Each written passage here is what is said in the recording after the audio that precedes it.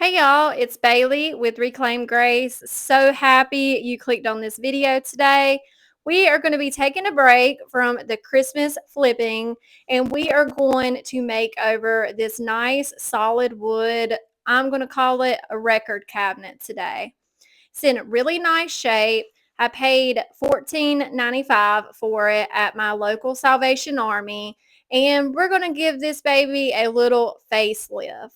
It does have a few deep scratches on the top, but those can be sanded right out. So we're going to go ahead and get started with this furniture makeover.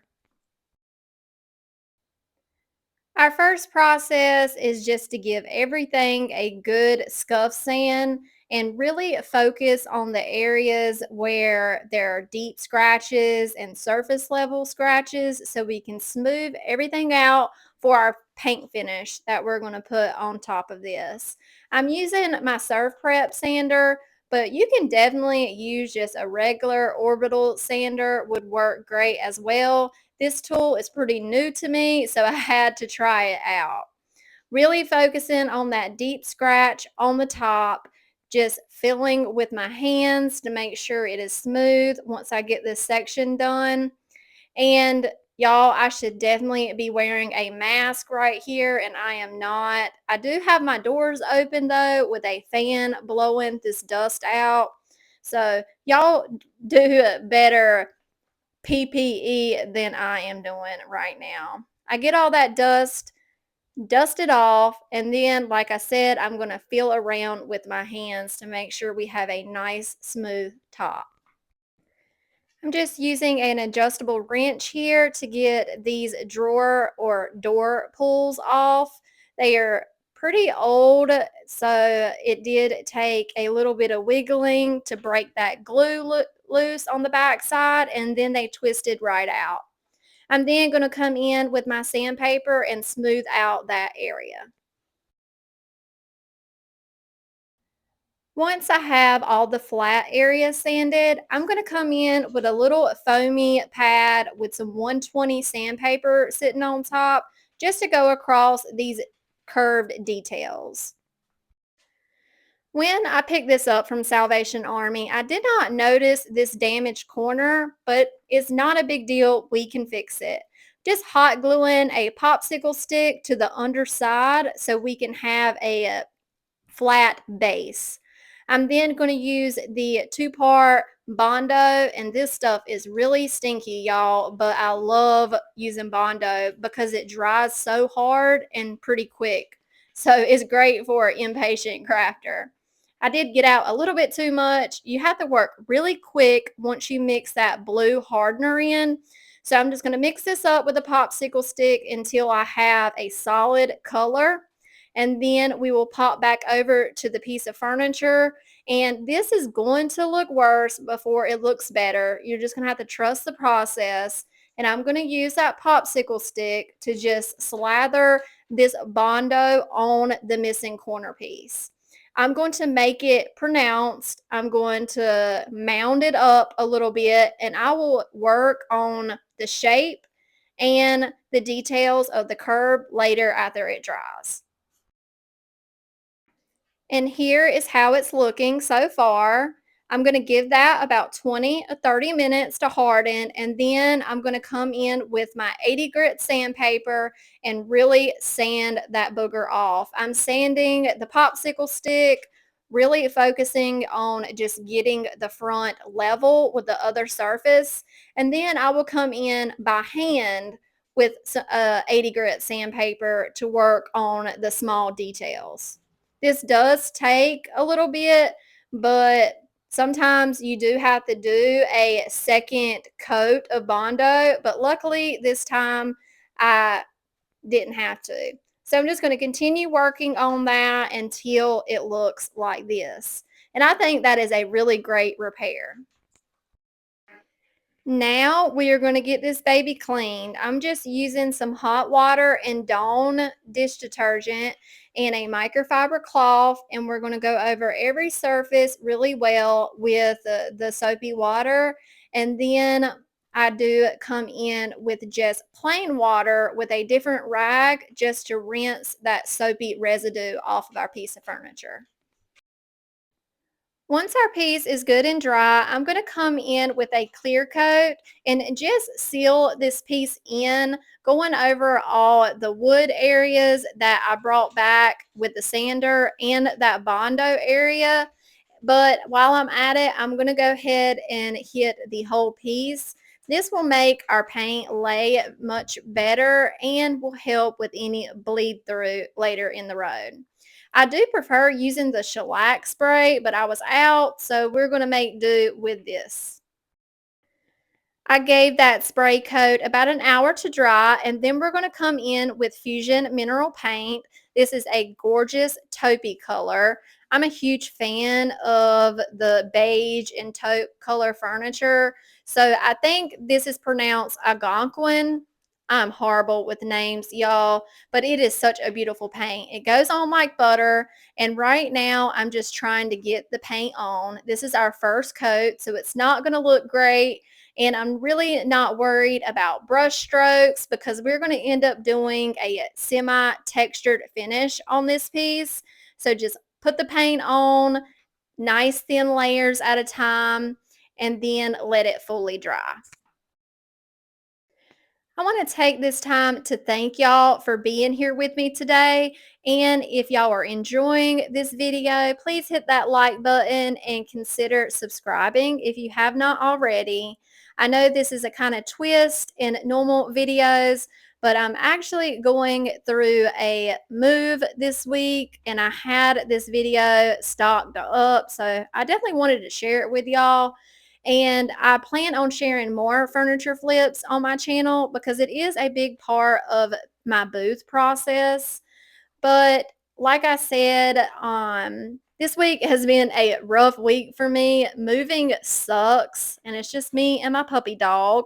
But we are fine. We are adapting good, and I'm in the process of setting up my new workshop, and it's going to be great, y'all. So I cannot tell y'all how grateful I am for y'all just to spend your time with me. And I will stop blabbing now and tell you what I am doing. So now I am coming in after that first coat is dry on the doors, and I'm coming in with the Victorian Lace by Fusion, and I'm just going to do one coat of white on the doors because we are going to be decoupaging this gorgeous horse decoupage paper.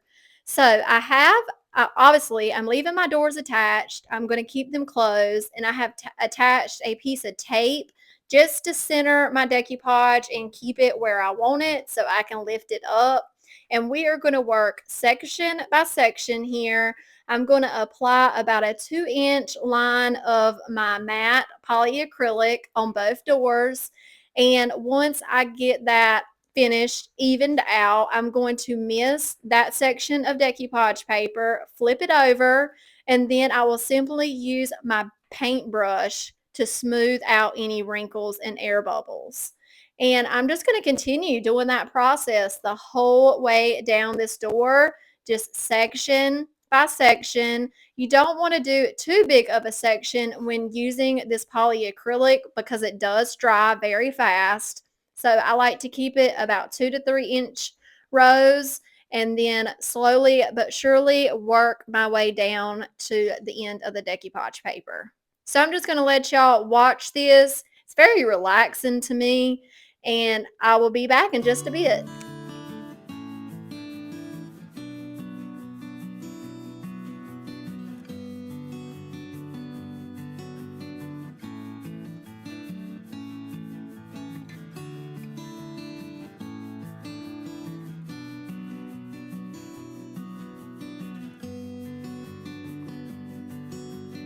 Once our decoupage paper is smoothed out, I'm going to go over the top of it with a nice coat of the polyacrylic matte. This will seal our decoupage paper in and toughen it up a bit. You also see me using my fingers to smooth out any air bubbles that this may cause. Now we are coming back in for our second coat to the sides and the top. And here you can see me pouncing. I'm going to do this all over for my second coat of paint. This does take a little bit longer, but we're going to need this texture for our next step. Now our top clear coat on top of our decoupage paper is dry. I'm using a sharp X-Acto knife and I'm going to cut down the middle of the doors using my finger to help me find that line, and then I'll use my fingernail and the X-Acto knife to go around the bottom, and then I will peel that excess off, and then our doors opened up perfectly. As you can see here, we have a little bit of decoupage paper lifting up because it did not make good contact with the doors together like that. Very easy fix. We're just going to slide some more polyacrylic in there and we will use our paintbrush to smooth that out.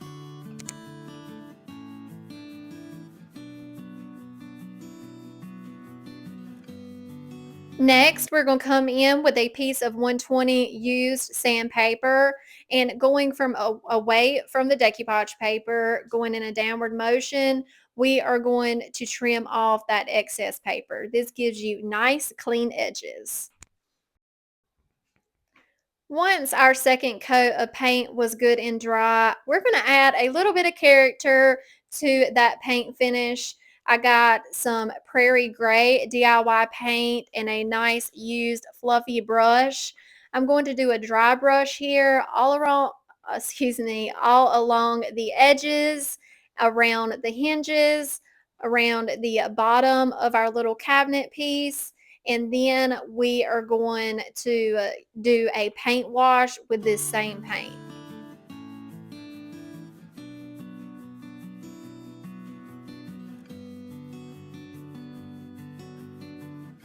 Here I am misting my surface. We want this to be pretty wet. Then I'm going to come in with just a little bit of paint on my brush. It does not take much at all. I'm going to offload that a little bit. And then we will come back up to our surface and just where that wet paint, that water is from where we misted, I'm going to do that area just a nice thin layer, and then very quickly come back with a blue shop towel and we're going to dab this excess off, and this creates a gorgeous, I don't know, kind of old world feel. It just gives it some dimension and a little bit of character.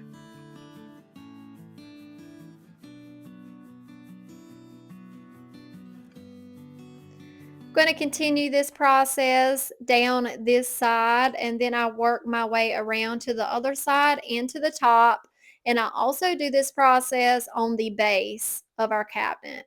And if your paint starts to dry before you get it blotted off, just lightly mist over it. DIY paint is water soluble, so it works very well with water, very well blending, and it's just a very nice paint to do something like this with.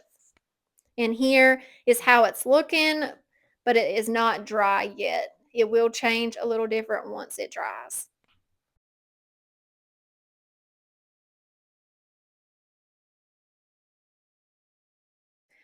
And we are almost done with this gorgeous makeover. I'm using some Dixie Belle flat clear coat because I wanted this to look truly flat and matte finish.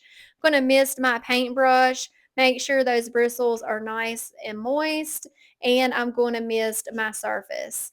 And then we're going to apply 2 coats all over with this flat clear coat.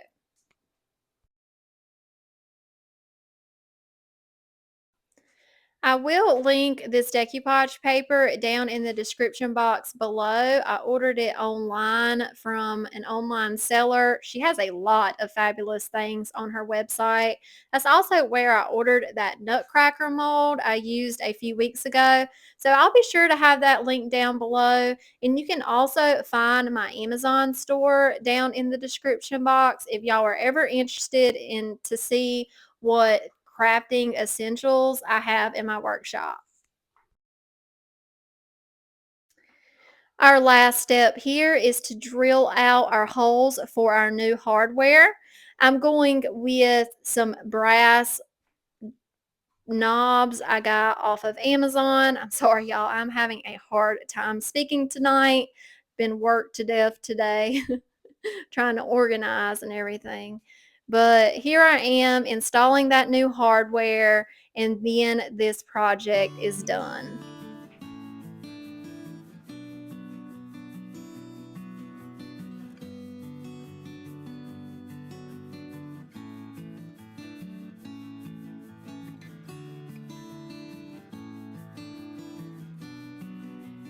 At the last moment, I did decide to paint the inside of the cabinet, just the outer walls. I felt like that completed the piece a little bit, as you can see here.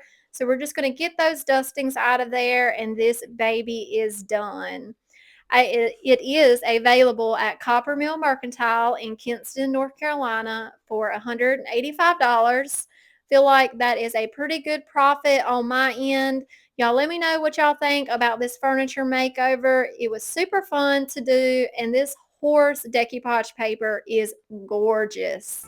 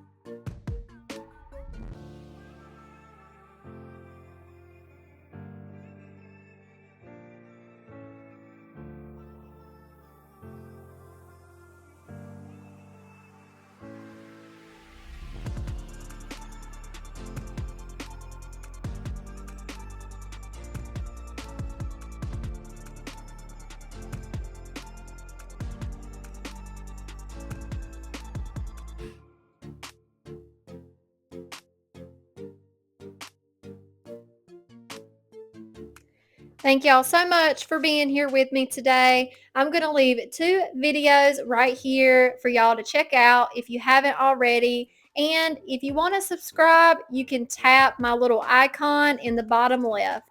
Bye, y'all.